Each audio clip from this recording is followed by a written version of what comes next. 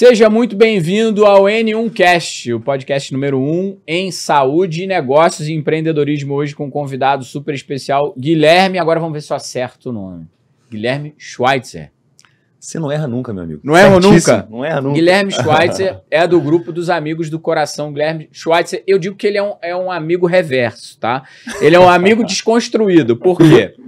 A gente era muito próximo no início da minha jornada, muito próximo. Quando a gente tinha que dividir conta e dividir Uber e essas coisas, a gente era muito amigo. As coisas evoluíram para nós dois, ele como empresário, eu como empresário, dono, com clínica e tudo mais, aí a gente, parece que foi cada um para um lado.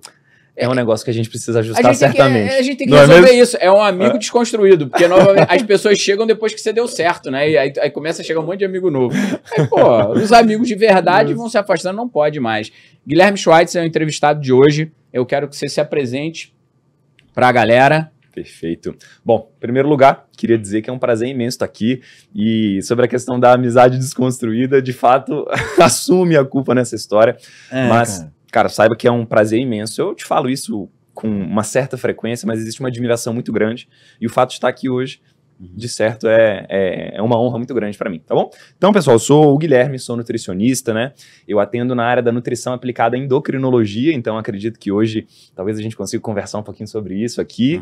E basicamente é isso, eu atuo num consultório, mas também atuo em sala de aula, né? Hoje a sala de aula se transformou num ambiente mais digitalizado. Então são as minhas grandes paixões e são as formas com que eu divido, né, a minha atividade profissional. Então, enquanto professor, enquanto nutricionista, né? Em suma, acho que é isso. Pessoal, já sabe que o podcast de hoje vai ser muito legal, é um papo muito bom, então já encaminha para o seu colega aí que tá querendo, que precisa ouvir sobre nutrição. Já marca aí, clica aí no sininho de notificações e segue a gente aqui nas redes sociais. Tá tudo anotado aqui na descrição. Vamos começar? A primeira coisa, cara, por que você escolheu esse caminho dentro da nutrição? A resposta que eu vou dar agora, eu acho que ela soa muito clichê. Tu sabe aquela história do não fui eu que escolhi, ela me escolheu? Mas é que seja real. Mas é real. Se for real, é o que importa. É muito. E aí eu te explico. Lá no princípio, nós tínhamos um grupo, né? Um grupo de nutricionistas, e nós fazíamos eventos, fizemos eventos juntos, inclusive. Sim. E houve um momento em que a gente foi dar uma palestra, e não só uma palestra, mas um grupo de palestras, e a gente fez uma divisão. Então, tipo assim, olha, você vai pegar tema A e B, você vai pegar tema C e D, e assim sucessivamente. E as pessoas foram escolhendo seus temas, e para mim, eu tive... A prateleira ficou mais vazia. Então, eu tinha poucas opções para escolher. E uma delas estava lá, a parte da endócrino, né? Dos hormônios. Aí eu olhei assim... Aí o tema me olhou de volta. Não rolou uma conexão imediata, mas... Eu falei, cara, vamos lá. Eu acho que tem coisa aqui, tem um assunto interessante aqui. No primeiro momento, então, exatamente, foi o assunto que me escolheu, não fui eu que escolhi ele. Eu não tinha muita afinidade, mas é aquilo, né? A gente se apaixona no processo. A gente não tem que nascer amando o assunto, mas quando a gente se envolve mais com ele, a gente começa a ver as belezas, e dali então, de fato, foi isso. Foi o amor, ele foi se instalando, e dali então, em que eu ministrei a primeira palestra, eu falei, eu gostei disso aqui. E dali foi, né? Então, que legal. Mais é bom a gente trazer isso, Gui. Você falou, mas pode parecer meio clichê, mas é importante a gente falar de vida real. Falta isso nessa jornada da meninada, porque falamos, faça só o que você gosta. Você gosta da nutrição, mas naquele momento foi o tema te escolheu. Perfeito. Qual é a tua visão, a importância do teu estudo, a importância da nutrição em endocrinologia, ou foco na endocrinologia que você dá, no estudo da endocrinologia, que você também é o fundador da Endonutrir, né? Isso. Então, eu vou ter que apresentar ele melhor, gente, porque ele não se apresenta bem, né? Já viu que ele tem que se apresentar melhor. Sem dúvida. Que a Endonutrir é uma escola de formação que muito bem feita, você sempre deu muita qualidade nas coisas que você fez. Bem, qual a importância do estudo da nutrição e endocrinologia, tanto para o profissional, a gente pode concentrar ali para o profissional, e o benefício para o paciente, da tua área de atuação? Maravilha. Bom, acho que primeiro a gente tem que deixar muito claro aqui que quando a gente fala de endocrinologia, nós estamos falando da ciência que estuda os hormônios, né? Tá. Hormônios são comunicadores do nosso corpo e, por falar isso, eu tô falando, sendo extremamente generalista, né? Então a gente tem comunicação para tudo. Então, quando a gente fala de hormônio, a gente tá falando de tireoide, a gente tá falando de insulina, a gente tá falando de testosterona, a gente tá falando de diversos hormônios. Mas quando a gente tangibiliza isso, a gente vê que as pessoas estão muito doentes nos dias de hoje e muito dessas vezes por questões hormonais. Então, quando a gente pega lá uma das principais doenças que acometem a população hoje em dia, a própria obesidade, a gente entende que está no escopo da endocrinologia o tratamento da obesidade, porque é uma doença que afeta virtualmente todos os hormônios, né? Então, eu acho que existe uma aplicação muito grande. O nutricionista que ele se depara com essa área, ele não tem que pensar somente em hormônios exógenos, terapias de reposição de hormônio, não, gente. O principal paciente que bate na sua porta, o paciente com obesidade, isso é um distúrbio hormonal e você tem que deter os conhecimentos dentro da endocrinologia para ter um tratamento eficaz, né? Então é super relevante, né? Então manejar a obesidade está dentro desse escopo, sem dúvida. Tá. Você trouxe um tópico interessante, terapias de reposição hormonal. Qual é a influência, qual é a participação da nutrição quando o paciente ele recebe o hormônio exógeno? Pessoal, o que é o hormônio exógeno? É o hormônio que vem de fora, não é o hormônio que você produz naturalmente por alguma questão de saúde, você deixa de produzir ou produz em quantidade menor do que o necessário, aí você precisa repor esse hormônio. Quem faz isso é o médico endocrinologista, não é o nutricionista. Perfeito. Mas quando o paciente cursa com esse tratamento, onde que a nutrição entra aí? Maravilha. Essa é uma pergunta, na verdade, muito boa, né? E que gera um certo confundimento no próprio profissional, no próprio nutricionista. Porque muitas vezes a gente pensa assim, poxa, então o paciente está fazendo uso de um hormônio, então o meu objetivo enquanto nutricionista é contrapor os efeitos daquilo, ou então, do contrário, potencializar os efeitos daquilo, e na verdade não é essa a nossa abordagem, né? A gente tem que entender que a nutrição, nesse contexto, ela entra para tentar sanar algumas questões que podem surgir. Então vamos lá, vou tentar ser prático aqui. Não, tá? Pode trazer exemplo, caso clínico, acho que é legal ver o que... Um exemplo bem bacana, por exemplo, é o seguinte, paciente chega no seu consultório, visita um endocrinologista, utiliza ali uma terapia de reposição hormonal, com hormônios bioidênticos, e com o objetivo de ganhar massa muscular. A gente avaliando os exames de sangue começa a perceber que ele começa a cursar com alteração em alguns. Por exemplo, frações de colesterol, tanto o bom colesterol quanto o mau colesterol, aqui HDL e LDL respectivamente. Né? Então o que eu na nutrição faço? Cara, eu não vou tentar, contrapor os efeitos e deixar ali no break-even, né? Deixar ali no 0 a 0. Não, eu vou tentar, por meio das minhas condutas, exercer uma ação, por exemplo, cardioprotetora, protetiva para aquele indivíduo, de modo a tentar equalizar a balança. Então é mais ou menos dessa forma que eu vou fazer. Então, novamente, não é para eu tentar eliminar os efeitos da terapia hormonal, nem nada nesse sentido, seria muita pretensão fazer isso, mas sim equilibrar a saúde daquele indivíduo, uma vez que o hormônio está numa quantidade, por exemplo, mais alta. Mais alta. E outra coisa importante da gente perguntar, você acha que na sua prática você vê, por exemplo, a diminuição da necessidade de hormônio ou de tratamentos medicamentosos na abordagem nutricional? Porque, por exemplo, você colocar hormônio, por exemplo, você fazer uma terapia hormonal para um cara que tem uma alimentação totalmente desbalanceada, pensando em hipertrofia, o cara que está buscando hipertrofia, a melhor estética. Sim. Cara, vai ser muito mais difícil você colocar, você vai precisar de uma dose muito maior, em tese você precisa de uma dose muito maior do hormônio para resolver a mesma coisa se você tivesse um ambiente metabólico mais favorável, né, mais sensível à ação daquele hormônio. Fantástico, assim, o que eu observo hoje é que as pessoas elas estão procurando soluções erradas para os problemas delas. Então, por exemplo, a gente recebe em consultório um paciente que claramente está com um grau de composição corporal ali alterado, ele está com um quadro de obesidade, ele tem um percentual de gordura aumentado, ele tem uma região de centro aumentada, ou seja, ele acumula muito no centro do corpo. E aí, uma vez que ele faz um exame de sangue e avalia ali, por exemplo, uma testosterona total, ela está baixa. E aí eu te pergunto, poxa, será que a solução nesse caso é colocar mais testosterona de fora? Não, não é, porque aquele indivíduo, por conta da constituição física dele atual, ele não está conseguindo preservar a sua testosterona, ela está sendo convertida em outro hormônio. Isso pode ser assunto para um outro episódio, mas o fato é que a solução ali não é vir hormônio de fora, mas sim corrigir aquele ambiente metabólico, fazer aquele indivíduo emagrecer. E a testosterona, ela naturalmente vai progredindo. Então, novamente, a gente observa as pessoas procurando soluções erradas para os problemas que ela tem. Né? Legal. E na tua prática, você vê que isso está muito comum? Extremamente, extremamente, né? Essa queda, essa redução da atividade dos hormônios em virtude de uma composição corporal errada, de um peso inadequado, né? A gente vê com vários hormônios. A gente vê com o eixo tireoidiano, a gente vê com aquele fenômeno que tanto falamos, né? Que é a resistência à insulina, testosterona mais baixa, a cortisol mais alta, né? Hoje vivemos no ambiente do estresse, né? Então, certamente, o estilo de vida das pessoas, a composição física delas afeta demais. E pelo lado do paciente, você acha que o paciente ele está disposto a encarar esse problema de frente, ou você percebe uma tendência desse cara e busca, não, vou buscar o hormônio, vou tentar... O paciente ainda acredita que ele vai emagrecer com medicação? Meu amigo, o paciente quer emagrecer, ele quer emagrecer rápido, não é assim, eu ele quero quer emagrecer. Ser emagrecido, né? Exato, ele não quer ser um protagonista da própria novela, ele quer, né, ele quer ser emagrecido, isso, e eu digo mais, ele não quer ser emagrecido, ele quer ser emagrecido rapidamente. Que não vai funcionar. Então, assim, respondendo a sua pergunta de forma objetiva, as pessoas, elas muitas vezes querem procurar o profissional médico, e aqui, poxa, todo respeito ao profissional médico, não, sim, né, total, mas as pessoas estão buscando isso como uma forma de fazer o processo de forma mais ágil. Porque o médico também ele fica numa situação muito desconfortável, que o paciente chega para ele, isso é uma tendência de um estudo até antigo, um estudo de 2018, que fala sobre tendência de consumo para o futuro, para os próximos 20 anos. É o paciente tomando conta da própria saúde, ele pede o que ele quer, ele chega lá, ele quer tomar aquela droga e acabou. E o médico fica numa situação muito difícil.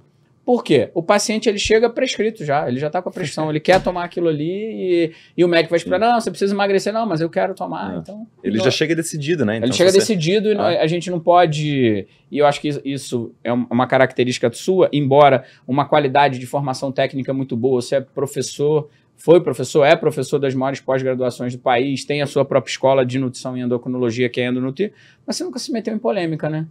Eu evito, né? Eu imagino que eu seja até... eu imagino que eu seja até alvo de críticas por não me envolver tanto com hot topics, com temas assim, mas eu prefiro assim. Eu prefiro assim. Nem para viralizar um pouquinho? Pois é, né? Acho que não. Tô tranquilo. Um Reels, assim, um React? Não sou desses caras, não. Prefere continuar estudando, dando resultado no consultório. Feliz ou infelizmente, eu sou esse cara mais... prefiro não viralizar. Então, você acredita que os pacientes, na verdade, que os profissionais de saúde acabam cedendo essa pressão dos pacientes? Eu acredito que sim. Para se manter relevante no mercado? Não, sem dúvida. Isso na alimentação é algo muito marcante, né? Porque a pessoa, ela chega com gostos alimentares muito enraizados, né? E muitas vezes não dispostas a mudar. Né? Então elas querem resultados diferentes fazendo as mesmas coisas, né? Isso é um grande problema na maior parte dos casos, né? E muitas vezes o profissional se vê numa situação que, se ele muda muito, né? Ele traz uma proposta muito disruptiva ali na proposta alimentar, de suplementação, a gente vê a não adesão. E aí a não adesão na alimentação, ela é cruel, ela é fatal, né? Quando o paciente não adere ao que você prescreve, não há como, né, ir adiante. Então a gente, sim, eu tenho certeza que a gente, em muitos casos, fica meio acuado, né? Exato. Você cede. Aí a nossa missão, né, e eu tento ser esse cara de, sim, levar em conta a sugestão, o comentário da pessoa, mas também me impor de maneira respeitosa e embasada em ciência, né, para falar assim, olha só, precisamos mudar, a gente precisa ir para um caminho um pouco diferente. Né? Então, eu acho que é a nossa missão como profissionais fazer isso. Não dá, né? A medicina baseada em evidência, os princípios da medicina baseada em evidência contemplam isso, né? É um tripé. Você busca a melhor evidência disponível, a experiência clínica e a preferência do paciente, né? Isso é o tripé da medicina baseada em evidência, né? Que é da prática clínica baseada em evidência. Bem, preciso de corte para o podcast. A gente precisa de mitos aí, cara. Eu preciso de um pouco de polêmica, né? Polêmica é sempre importante. Quais são os mitos aí? Tribulus vai resolver o problema? Qual o mito? O mito do BCA não cabe para você, porque o BCA é um mito bom, né? É um mito bom. Mas olha, tem um mito que eu acho que já dá ficou desgastado. BCA desgastou? O que você acha? Eu acho que já ficou um pouco batido, né? Aquela questão do funciona, não funciona. Eu até conversando com representantes de marcas de suplementos, eles já falam que isso impactou o próprio mercado, no sentido de que já mudou. Não é um produto que é mais tão comercializado como era antes, muito por conta dessa... E eles trocam, bota um aminoácido essencial e acabou. Agora é blend de aminoácidos, não é mais BCAAs, né? Isso. Aí você pega todos os essential amino acids, coloca ali num pozinho, aí já é outro produto. Aqui foi uma indústria farmacêutica, né? Uma farmácia de manipulação muito famosa lá de BH, que começou com um produto em sachê, com aminoácido essencial, e aí pegou. Pegou, né? Bom demais, bom demais. Bom demais. É isso, eu acho que assim, se a gente trouxer benefícios pro paciente, pro cliente final... Cara, eu vou fazer uma coisa feia aqui, vou te interromper. Fala. Só pra gente ajudar o pessoal. Cara, BCAA são 3 aminoácidos essenciais, tá? Leucina, valina e isoleucina. São 3 aminoácidos. A gente precisa de outros, né? De outros aminoácidos essenciais.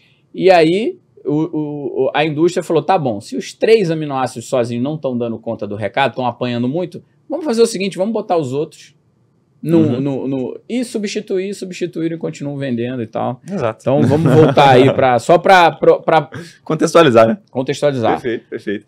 Bom, mas sobre o mito que você me perguntou, eu acho que tem um que é muito legal. Que, bom, hoje a gente tem a nutrição, ela criou muitas especialidades, né? A gente consegue ver isso com muita clareza.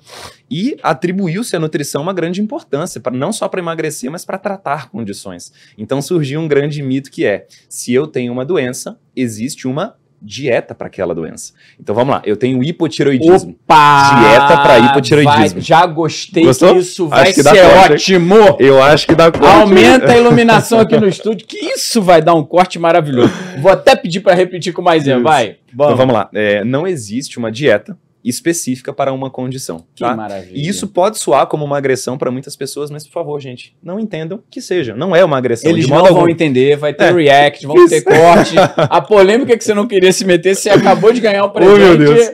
Já vai ganhar um react. Produção, corta essa, não existe, isso aí tá maravilhoso. Vamos tirar do contexto. Meu advogado, entraremos em contato em breve. Vamos tirar do contexto.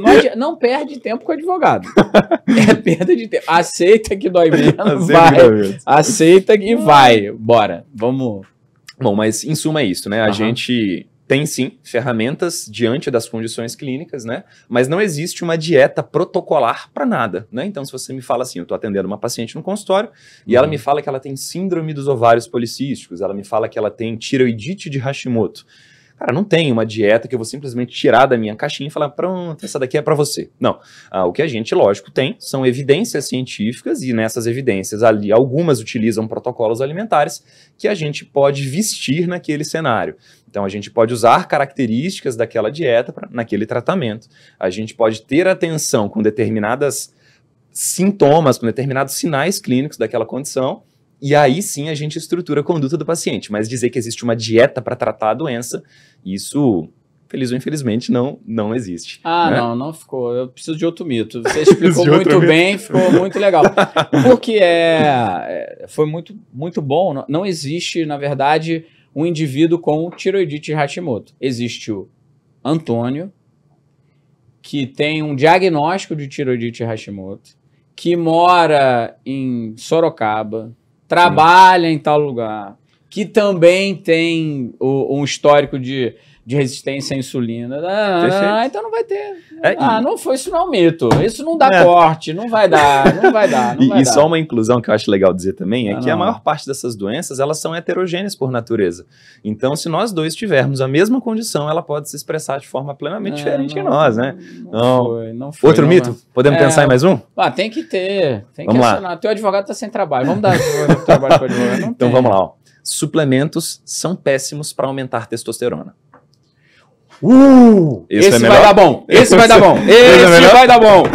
Rufem os tambores. Deus é testemunho que eu tô me esforçando aqui, viu? Vamos lá. Não, primeiro não foi. Explicou muito bem, pô. Explicou muito bem, né? Eu preciso de um descontextualizado. Então o segredo, na verdade, é eu jogar um negócio quente e explicar mal. Bota uma batatada que vai dar pra apanhar bem. Pronto. Mas vamos lá. Essa coisa de suplemento não serve para aumentar a testosterona. Vamos lá. Recebo muita gente no consultório, aqui nesse caso mais pacientes do sexo masculino, que ao fazer um exame, olharem ali para os níveis de testosterona e identificarem níveis mais baixos do que de costume, ou então níveis baixos, né? Querem procurar numa terapia natural aquela solução, né? Então, vamos lá, só um exemplo. Viu ali uma testosterona de 280, cara, tá baixo, legal. E aí a pergunta sempre surge, e aí, Guilherme, o Tribulus, o feno grego, a mucuna, o long jack, né? Poxa, será que se a gente usar vai melhorar? E sendo bem sincero, quando você vasculha a literatura, você percebe que não presta para isso. Pode ajudar? Vamos lá, pode ajudar. Mas geralmente o problema está em outro lugar. Aquele indivíduo não dorme bem. Aquele indivíduo, ele não tem uma vida sexualmente ativa. Aquele indivíduo, ele não faz exercícios com uma boa intensidade. Aquele indivíduo, ele tá fora do peso, ele tá com uma composição corporal errada. Os problemas estão ali, né? Então, a solução para aumentar aquela testosterona não tá na cápsulazinha, e sim nas outras resoluções. Essas que demoram muito mais tempo, são muito mais difíceis, e por isso o paciente acaba sendo refratário, né? O que acontece, às vezes, na argumentação é que o raciocínio, ele passa isso que a gente tem que deixar claro para o paciente. O tamanho do efeito, às vezes, alegado para determinada conduta é tão pequeno que clinicamente ele se torna irrelevante. Perfeito. Me explica, você está vendo esse copo d'água aqui? Se eu pegar um conta-gotas e pingar uma gota de água, esse copo vai ter mais água. Sem dúvida. Só que não faz diferença nenhuma no fim. Uma gota d'água nesse copo não muda nada. Então aí você... Isso é o tamanho do efeito, de forma muito simplória, né? É isso. Sim. Tá, uma gota d'água dentro desse copo muda a minha realidade, vai mudar a minha hidratação. Se eu pegar os dois copos, esse copo tem mais água, isso não muda a minha condição de saúde em nada, mas tem mais água do que o outro. Sem dúvida. Não, você trouxe uma questão maravilhosa, Valentim. Porque... Eu preciso de um equipamento tão preciso para medir essa diferença. Melhorou, mas não dá para ver. Não, é isso que eu acho. Perfeito. É o tamanho do efeito, né? Perfeito, perfeito. E a gente até tem estudos, né? Talvez alguém que esteja aqui nos vendo, nos ouvindo agora, fala assim, mas eu vi um estudo que a testosterona aumenta em 20 pontos. Mas tá, vamos lá, vamos voltar para esse teu exemplo, que foi perfeito. Tá, vamos lá, você tem um paciente com testosterona em 280, aumentou 20, foi para 300. E aí? Né? Eu acho que, eu sempre falo, né? Mais do que tratar um número no exame de sangue, eu trato um paciente. Então, na verdade, o que eu busco é a resolução de um sintoma, é a melhora da qualidade de vida, e tudo isso é mais importante, né? Até porque tem a variabilidade intra-individual do exame, que é uma coisa que o pessoal não leva em consideração muitas vezes. E que para testosterona é alta pra caramba. A variabilidade intra? Pra caramba. E para mulheres, então, é um absurdo. Ó, que legal. Né? Então, uma mulher que faz uma análise de testosterona total no exame, cara, basicamente, se você usa um radioimunoensaio, uma quimiluminescência, que são os métodos, né? Estamos falando uns termos estranhos aqui, pessoal. Mas são os métodos comuns utilizados pelos laboratórios. É a ferramenta que você usa para poder... É a ferramenta, perfeito. Então, a acurácia deles é ridícula. Não tem como. Né? Tem até uns trechos que eu coloco em umas aulas minhas que os autores, em resposta aos estudos, né? Que eles têm essa dinâmica de responder aos estudos, eles falam assim, olha só, é muito mais fácil você achar, né? Guessing, você achar um valor do que você realmente encontrar um dado preciso no exame de uma mulher de testosterona. Olha, então, que legal. Não, é assim, realmente. Pô, interessante isso, né? Total. É melhor supor, né? Melhor supor. Cara, falando sobre a parte de pesquisa, porque a gente viveu isso nesse episódio de saúde pública nos últimos anos, sobre evidência, ciência. Quando a gente se debruça um pouco mais de tempo sobre a ciência, sobre a evidência, a gente encontra um mundo totalmente diferente do que a gente imagina que é. As grandes revistas científicas hoje fazem parte de conglomerados financeiros que estão listados na Bolsa de Valores.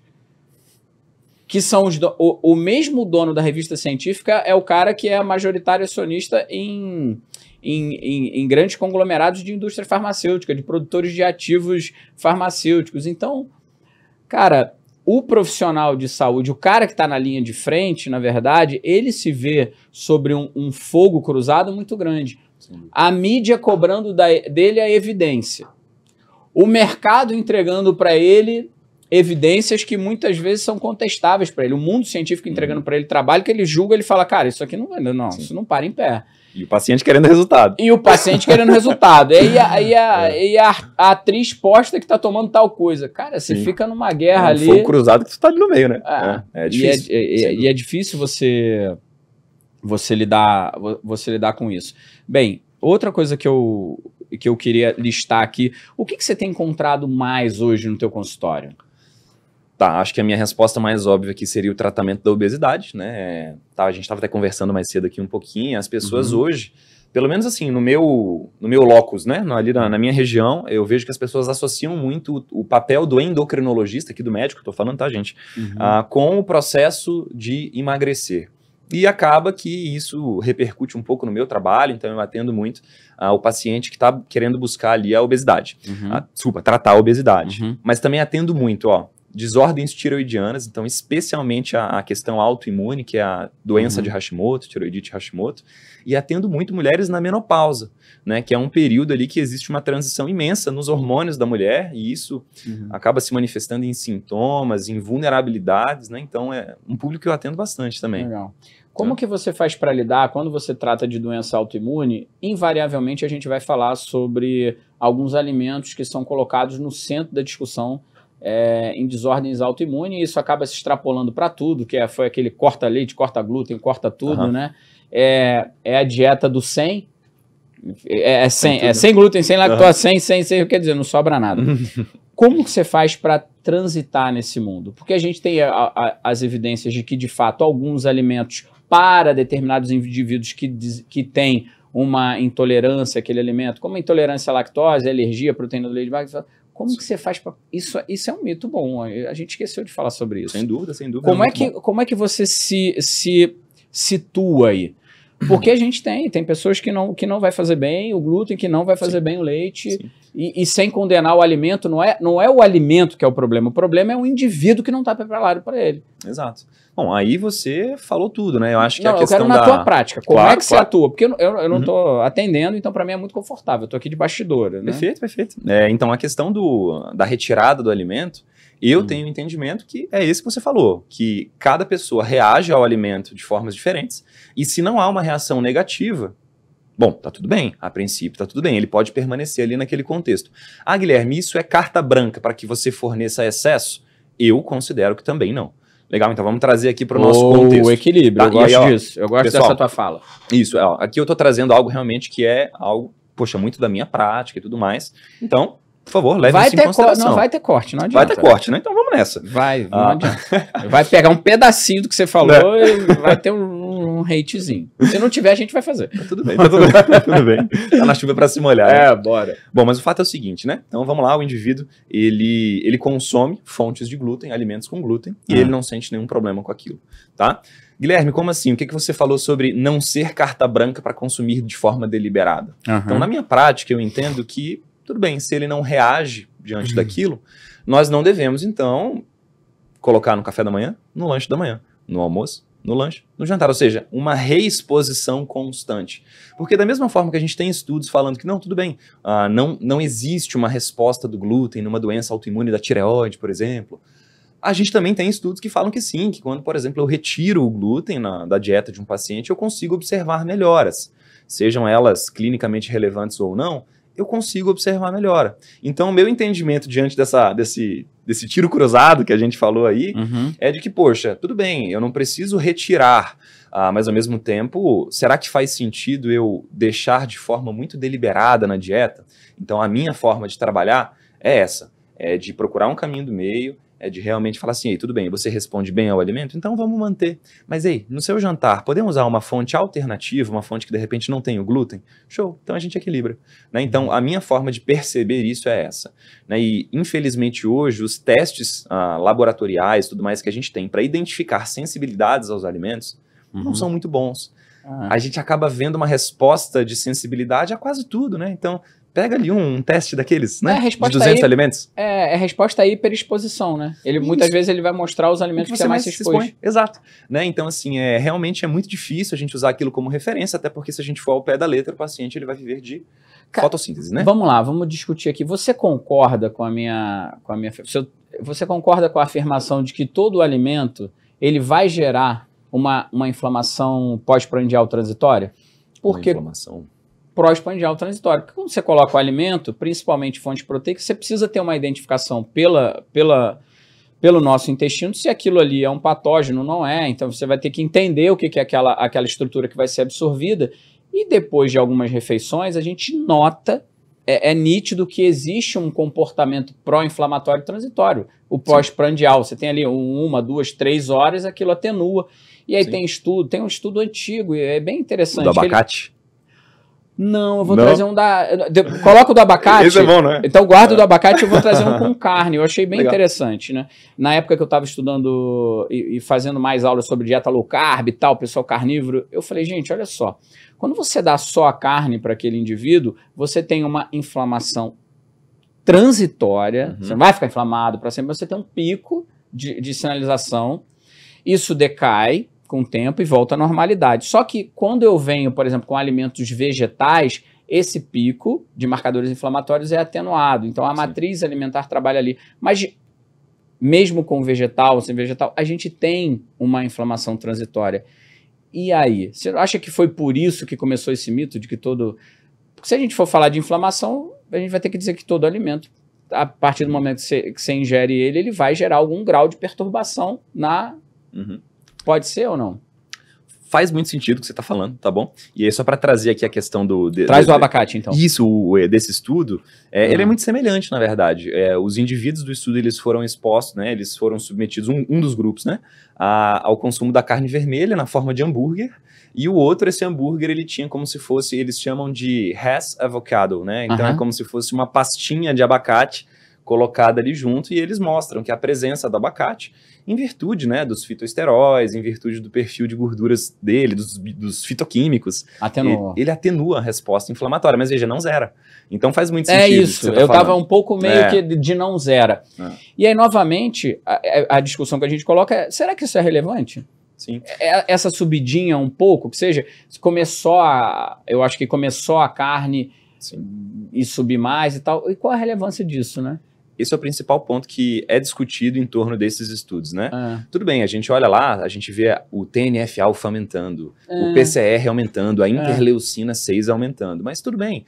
O que esses marcadores inflamatórios que de fato aumentaram, eles estão afetando na sua saúde, na tua, né? Será que é a gota d'água no corpo, né? Exato. Então, assim, é uma resposta que a gente não tem. Então, acho que é esse o ponto da discussão. As pessoas têm que interpretar melhor os resultados, porque as pessoas está faltando isso. A pessoa olha aquilo ou fica sabendo desse estudo que a gente já vira post. Já vira post. É legal, post. É gostoso, viraliza. Porque comer carne vermelha aumenta TNF-alfa, interleucina 6 e tal, e aí acabou. Sim. Pronto. Nos falta critério, né? Nos falta análise mais clínica, né? Cientificamente faz todo sentido, ó. P menor do que 0,05. Né? Em alguns casos, menor que 0,01. Olha. Mas, e aí? Né?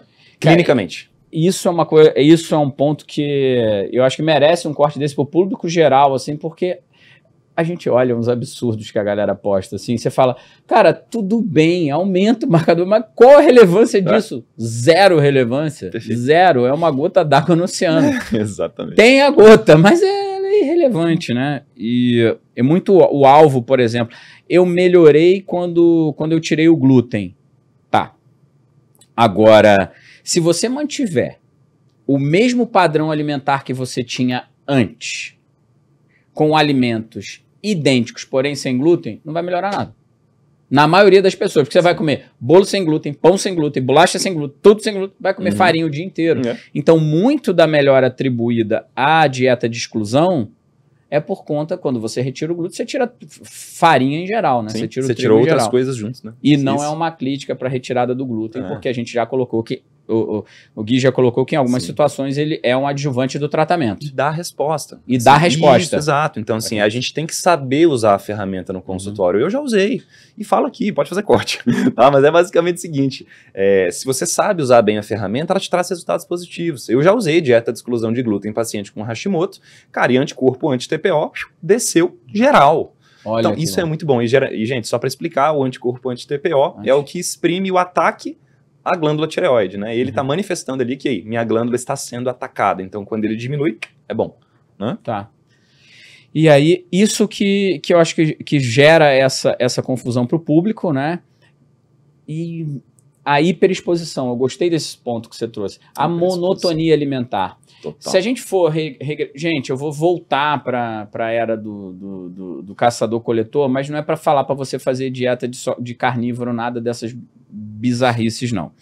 Nós sempre comemos vegetais, sempre comemos carnes, e isso foi muito bem distribuído, foi balanceado entre todas as populações que puderam ser acessadas e pesquisadas através de sítios arqueológicos e dados, enfim, de pesquisa com carbono 14.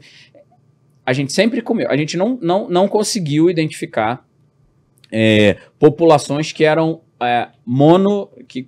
monocultura, só comiam vegetais, que só comiam carne, ou que só comiam peixe. A gente sempre variou. Algumas populações comiam muito mais do que outras e tal, mas isso também não gera uma crítica a quem segue um regime vegetariano por questões ambientais e ideológicas. Eu não quero matar animal, perfeito, ganhou, não precisa nem discutir. Não há ciência que vá contra uma opção de, cara, eu não quero sacrificar um outro e ganhou, não precisa discutir, eu não discuto.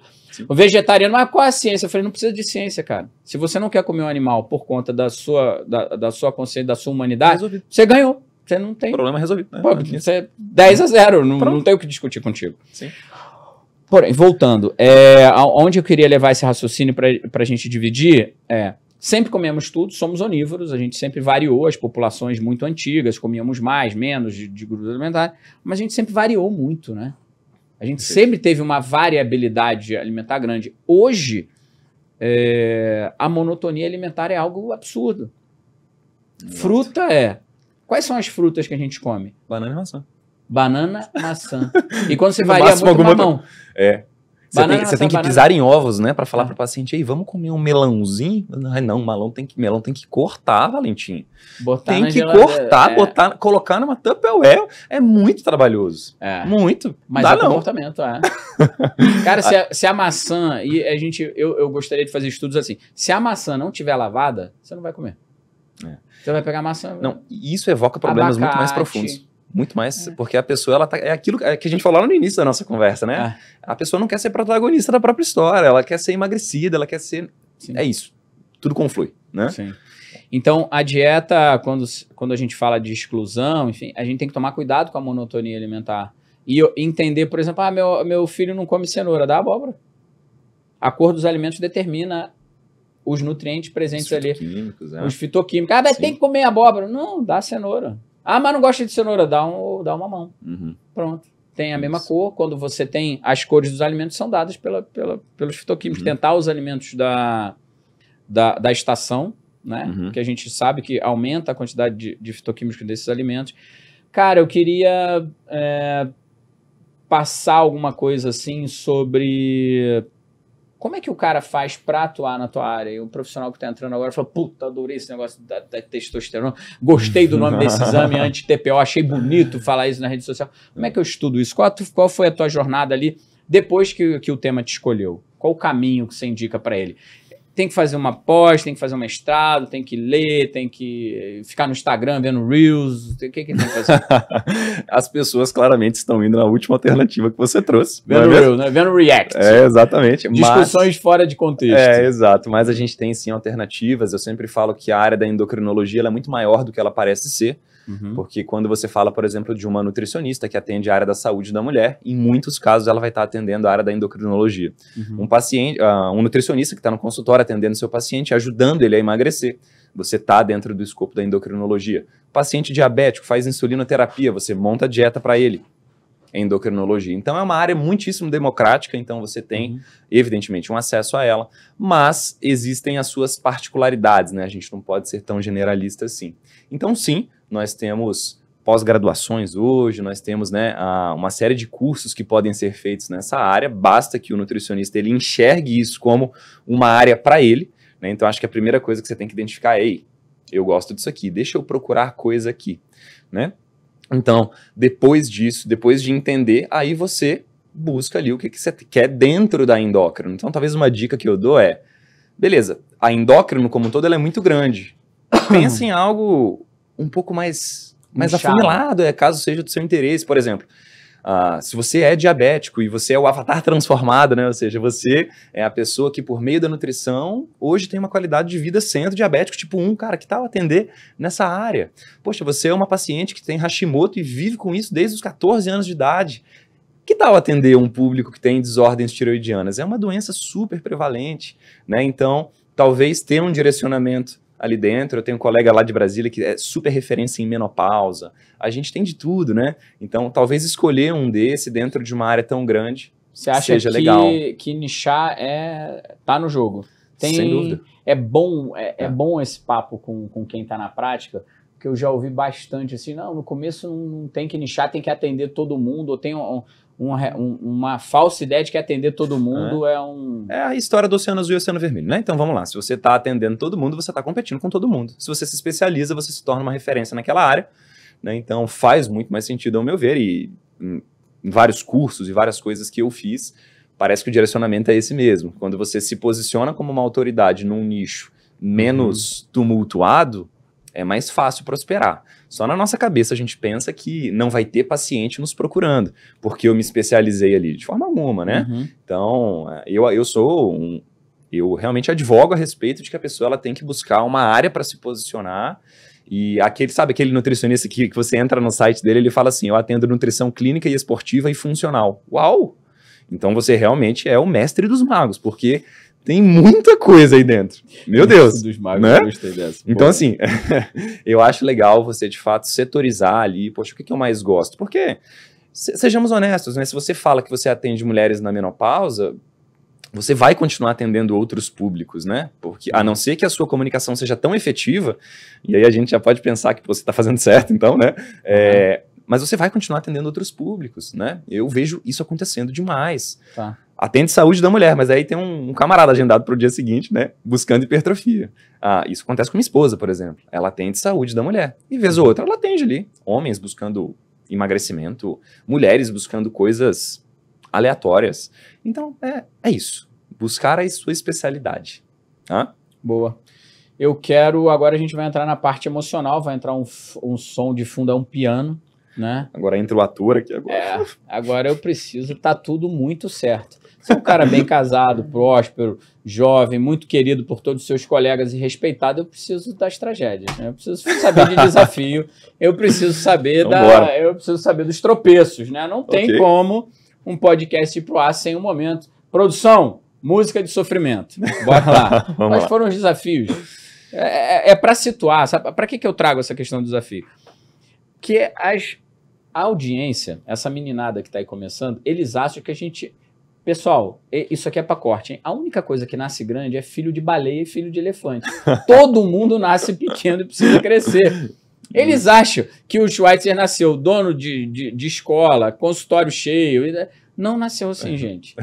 Não nasceu assim. Nem eu, nem ele. A gente começou e vamos lá, preciso de uma tragédia. Total. Uma tragédia? Não, uma tragédia não. Tragédia eu peguei pesado. Tragédia? Desafios aí pra gente chegar. Vamos um pouco de desafio. E olha que eu tava entrando na tua, hein, bicho? Eu tava entrando. Não, vamos chorar aqui. Tem que ter um pouco de choro. Produção, lenço, desafios. Tá, bom. Então acho que um grande desafio, construir sociedade. Por que eu acho que é um grande desafio? Sócio? Ter sócio, exatamente. Porque quando a gente...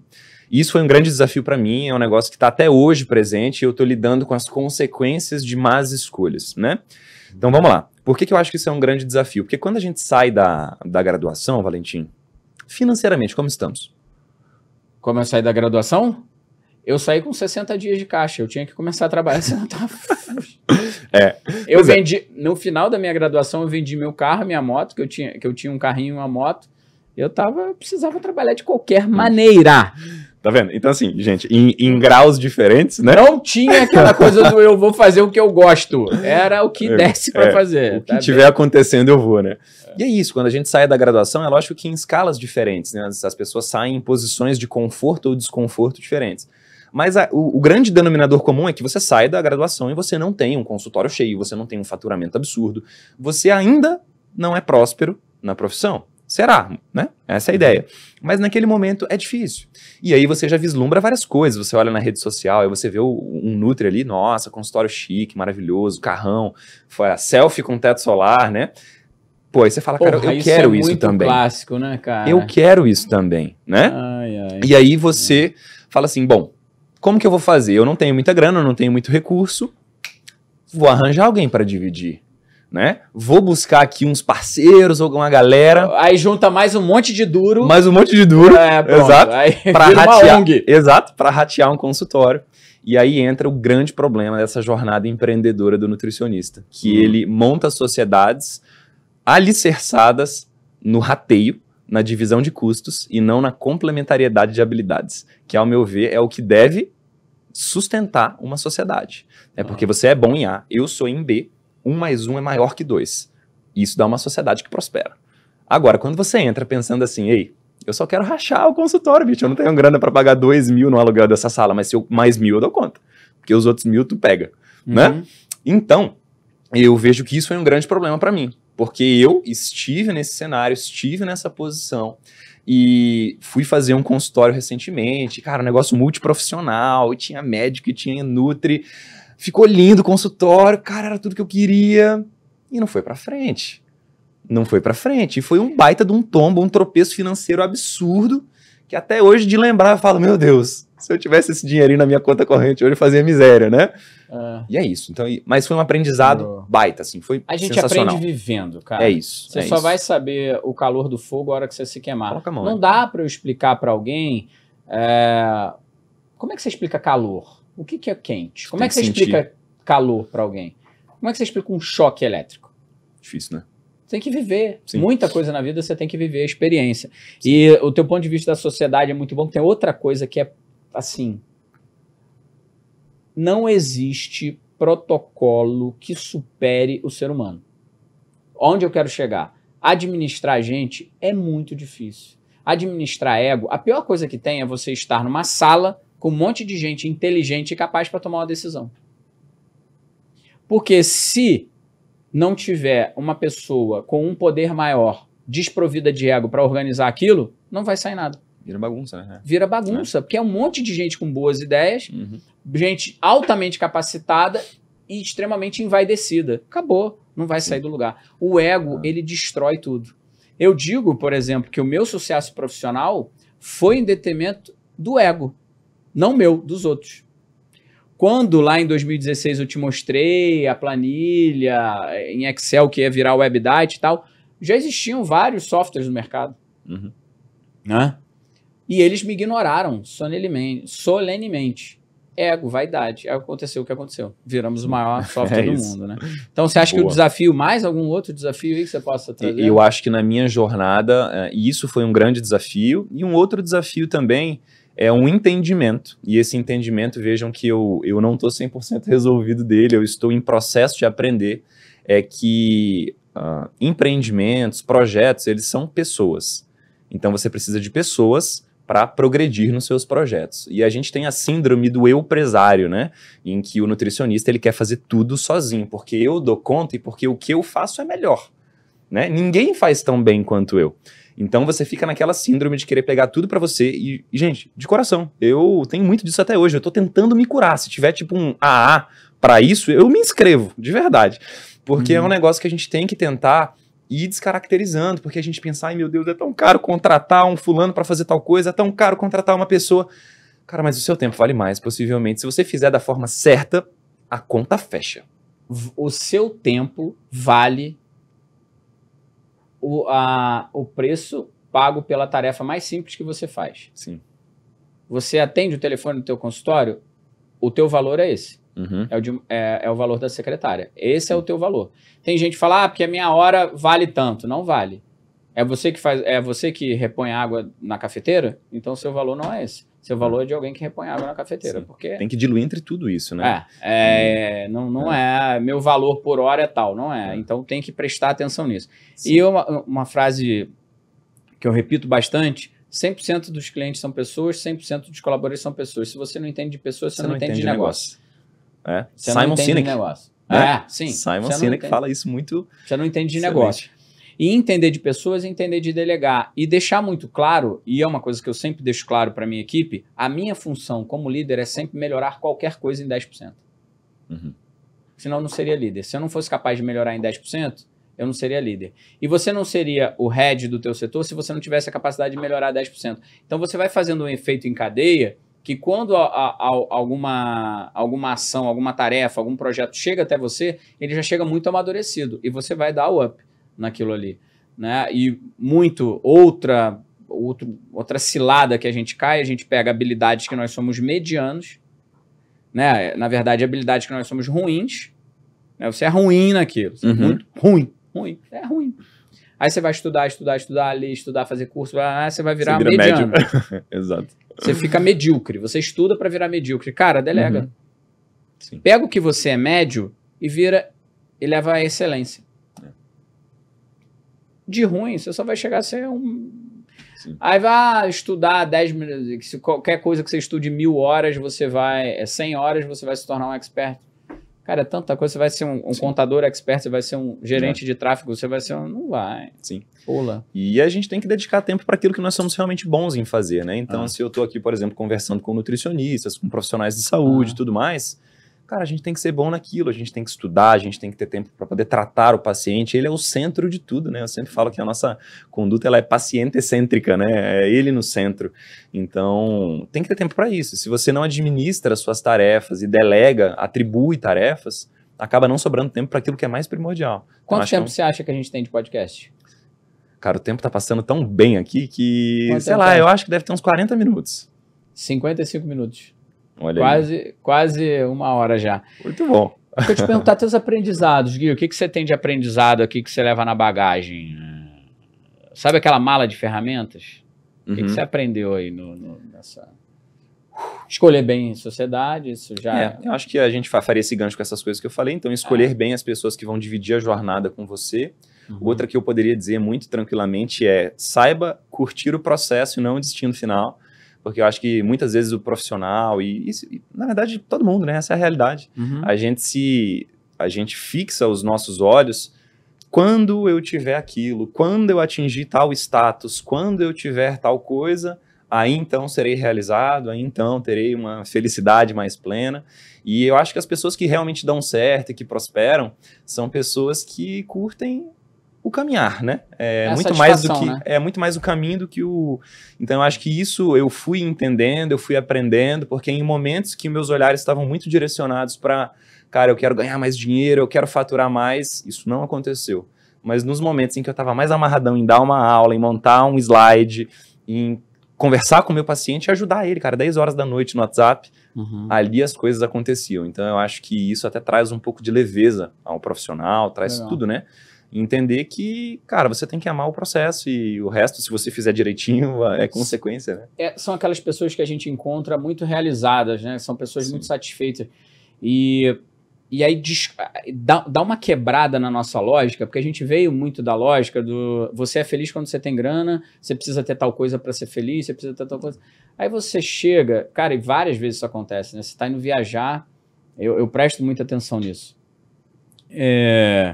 Quando eu estou indo viajar, eu olho para algumas pessoas, algumas famílias, a gente está lá no executivo, tem um monte de gente triste, cara.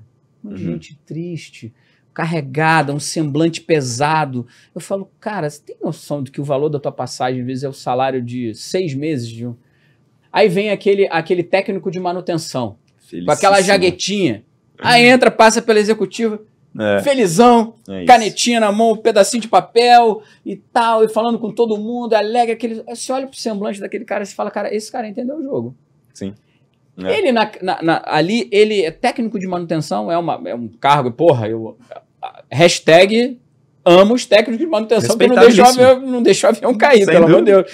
Mas você vai ver, ele não é o comandante, ele não é o subcomandante, ele não é o chefe de cabine. Ele é o cara da manutenção que tá com aquela bermudinha, mas o cara tá numa energia, tem uma vibe, sabe? Uma coisa assim que você fala, cara, é uma pessoa que tá satisfeita. Sim. É uma pessoa que tá conectada com algo que não pode...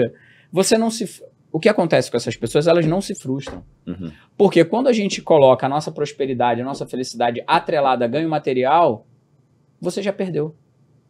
Sim. Você já perdeu porque você vai começar a ascender socialmente. Meu amigo, vai ter sempre alguém que vai ter mais. Sempre vai ter um que vai ter mais. A hora que você acha que chegou no topo, comprei um jato. O cara tem 2. O cara tem 2. Você comprou o jato, aí ele vai te perguntar, mas você consegue fazer um voo direto para a Europa, que são o Global, um jato da Bombardier, um Learjet, que você consegue atravessar o oceano. O teu jato não, tu tem que parar na Ilha do Sal, tem que parar em outro lugar, tem que pingar. Tá, você não consegue. Qual o range? Comprou um jato. Aí você chega o cara pra você, qual a autonomia do teu jato? Aí você vai, 3 mil quilômetros. Não dá pra ir daqui pra Manaus então, né? Acabou. Então, isso são coisas que... Ou seja, você no conforto do seu jato tomando um champanhe se torna infeliz, porque ele não faz a viagem direta. Porque ele não tem um range de 10 mil quilômetros. É isso. Entende? Eu acho que é muito o lance da satisfação. E aí, a gente fica naquele problema, mas vocês estão pregando pobreza, mas porque o cara que tá ali... Velho, satisfação. E eu presto muita atenção nisso nas pessoas. Sim. E eu presto atenção nelas e vejo o que acontece com a gente. Sim. O que acontece com a gente? Para você hoje, por exemplo, eu vejo que você faz muita viagem internacional, já não é uma coisa... Não te impacta como impactou a primeira vez. Primeira vez você pegou o passaporte, saiu do país, você falou, cara, viajei para outro país. Hoje você já olha na agenda, pô, amor, mas tem que viajar mesmo, a gente não tem... Não dá para jogar essa viagem para depois que eu tenho que dar uma aula. Acabou, você já pisou na Europa, você já foi para os Estados Unidos, você fala, as coisas vão ficando... É satisfação, cara, e a satisfação no dia a dia, você acordar aquele dia e falar, porra, que dia maravilhoso, que coisa legal. É um termo que eu gosto muito, que é o contentamento, né? É você estar satisfeito e grato com o que você tem. Né? Tem uma história que eu acho muito bacana, que, só para resumir, para não esticar muito, mas que basicamente tem um cara que ele é super próspero na carreira dele, e ele tá numa festa de um cara que é muito mais rico, né? E aí um amigo dele chega e fala assim, olha só, você, em toda a sua prosperidade financeira, olha lá para ele. Ele, em um dia, faz mais do que você ganha no mês. E aí ele pergunta, como você se sente em relação a isso? Aí esse cara responde assim, bom, tem uma coisa que eu tenho que ele jamais terá, o suficiente. Então é essa... Cara, isso me pega, sabe? Porque é isso. Essa arrepiou, hein? Não é? Então, assim, eu acho que é isso. A gente tem que olhar, porque muitas vezes a gente tá sentado numa cadeira que há 5 anos atrás a gente sonhava em estar sentado. Né? Então, quando a gente tem essa dimensão, poxa, eu acho que isso é muito valioso. Muito. Eu tenho o que ele nunca vai ter. É o suficiente. Não, essa ficou demais. Suficiente, é isso mesmo. Pô, valeu demais. Essa valeu o podcast inteiro. O pessoal pode apagar a parte lá da endocrinologia, de tudo. Esquece a parte lá do grupo. Né? Pula. Gente, faz um corte, coloca essa parte primeiro. Você nunca vai ter. Cara, eu preciso de um pouco de vaidade tua, de ego aí, de autoestima. Eu preciso puxar isso. Qual é o teu superpoder aí? Qual a tua super habilidade? Quais são suas habilidades, teu superpoder? Olha, eu acho que uma das coisas que as pessoas geralmente me falam e eu recebo de coração muito aberto e muito feliz é a respeito da minha didática. Então eu acho que como professor, e eu amo dar aula, geralmente as pessoas mencionam que eu tenho uma boa capacidade de ensinar, de transmitir conteúdo, e eu entendo talvez que esse seja o meu superpoder. Que também faço no consultório, né? Então eu entendo que num ambiente de consultório nós somos educadores também, né? A gente está ensinando o paciente, então eu acho que esse é o meu. Legal. E não vai ficar confortável assim, feliz. Eu preciso de uma esquisitice agora. É porque eu acho que foi muito intuitivo pra mim falar isso, eu preciso... né? E tem uma coisa interessante. Por essa. Foi bom. Eu esperava um outro superpoder, mas tudo bem. Gostei desse superpoder. E uma coisa interessante é isso. O que você acha que faz bem, e só você acha que faz bem, isso não é uma habilidade nem uma genialidade, isso é ego. O que você faz bem e os outros concordam que você faz bem, isso sim é um grande diferencial, isso sim é uma habilidade, é ali que você é genial. Quando você sozinho acha, aquilo você é meio ego, né? Só você acha. Agora eu preciso de uma esquisitice, cara. É um quadro que a gente abriu agora no podcast. Alguma coisa que você tem vergonha de contar. É aquela que você só vai me contar, finge que não vai pro YouTube, que ninguém vai pegar. Nenhumas milhares de pessoas estão... Não, ninguém vai ver, entendi. Tá? Eu preciso de uma esquisitice. Nossa, agora você me pegou, porque... Não, todo mundo talvez, tem uma esquisitice, tem. Talvez para alguns amigos eu seja um cara esquisito, sabe? Sei lá por quê, mas agora uma esquisitice... Eu preciso. não, a gente vai ligar. Produção, liga pra esposa dele aí, vamos ligar pra família, não consegue sair daqui sem uma esquisitice. Eu preciso de uma esquisitice. Mas pode ser uma aleatória, assim, tipo, totalmente absurda. Sim, que ninguém acredita e fala, não acredito que o Guilherme faz isso. Cara, eu sou um cara que tem... Eu gosto de ter poucas roupas, poucas coisas, e eu gosto muito delas.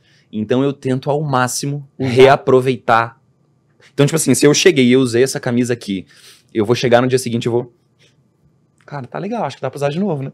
Porque eu gosto muito. Então vamos lá, gente. Vulnerabilidade, esquisitice. É esquisitice. Eu sou esse cara. Aí a minha esposa ela tem que chegar assim pra mim, meu Deus, você já usou 6 vezes. Você já usou até ao avesso ou ao contrário. Vamos pra outra. Gente. Não, tá bom, esquisitice ganhou. A gente gravou outro podcast. A gente já teve aqui ketchup no arroz. Tá. Ketchup no arroz meio, né? Já teve ketchup no arroz, teve descer no prédio de pijama pra buscar iFood, pra buscar as coisas. Ok, tipo assim, tô aqui, meu corpo, minhas regras, entendi. Meu corpo, minhas regras. Mas gostei minha roupa, minhas regras, né? Gostei dessa esquisitice. É isso. Cara, Gui, que bate-papo bom, cara. A gente tem que marcar mais, tem que marcar o técnico aí, né? Mais bate-papo técnico. parabéns pela tua jornada, pela trajetória que você fez, né? Porque são muitos anos, né? Sempre muito constante. A gente vai tentar dar uma polemizada em você, a gente vai tentar te colocar... Gente, vamos fazer um react dele aqui, porque ele tem uma carreira ele é muito diplomata na carreira dele. Eu vou te pedir uma gentileza. Se olhar para aquela câmera ali, pensa que ali tem uma pessoa precisando ouvir uma mensagem sua. O que você vai dizer para ela, para a gente finalizar o nosso dia? Qualquer pessoa? Qualquer pessoa. Alguém com quem você queira mandar uma mensagem. Tá. Não precisa... Esse alguém tá na tua cabeça. Tá, legal. Mas faz chegar isso. Então, é uma frase que eu acho que faz muito sentido para mim, tá? Então, você pediu para eu olhar para lá, então seria basicamente o seguinte: é justo que muito custe aquilo que muito vale.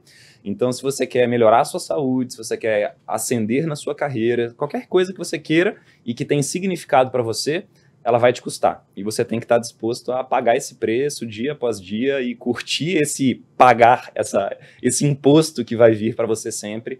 Porque lá no fim das contas a conta fecha e é isso, né? Custa muito, mas vale a pena.